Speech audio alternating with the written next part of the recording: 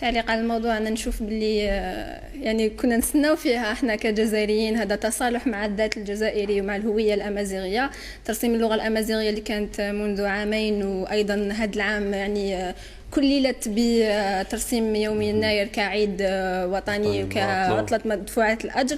هنا تسمح لي كما قلت نقول الجزائريين كامل باش نعيشوا في تناغم، باش نتصالحوا مع الهويه ديالنا. اكيد حنا ما كما يقول لك كما يقولها لوني سيت من قلت الاصل نغدق ذي موري راح كان تدنر، يعني ما نسحقوا حتى واحد يساومنا في الهويه، فوالا ما نسحقوا حتى واحد يساومنا في الهويه ديالنا. لكن مع الظروف يعني الاخيره اللي كانت يعني قيلت في مواقع التواصل الاجتماعي، ولا ما حش نعاود نولي على واش قال في الاونه الاخيره.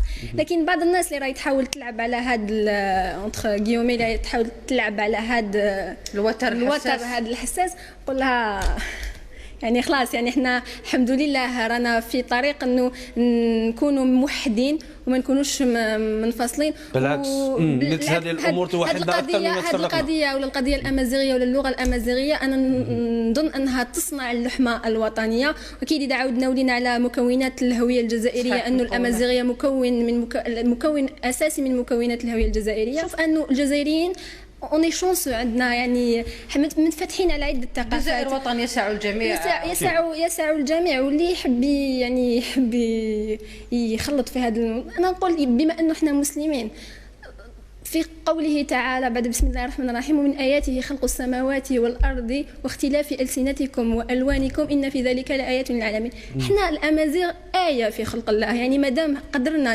نحتفظوا بلساننا الأمازيغي منذ آلاف القرون، يعني هذا مفخرة لنا. يعني هذا اللسان حافظنا عليه من خلال جداتنا وأمهاتنا اللي كانوا لحد الآن ما يفهموا أي لغة، يفهموا غير اللغة الأمازيغية. دوك أنا ما نشوفش أنها تخلق يعني انفصال، ولا او كونترير راح تكون عندنا لحمه وطنيه. واللي راهو يلعب على هذا الوتر انا نقول له يعني عبالكم على ماني هذا، نقول له الخشيم بحالك في بلادنا مالو هضره. دونك يفو با توشي على لونغ، يفو با توشي على الهويه ديالنا. احنا فخورين جدا بكوننا امازيغ، وقدرنا نتقاربوا مع اللغه العربيه ومع الدين الاسلامي والبعد الافريقي والمغاربي والمتوسطي. شكرا جزيلا.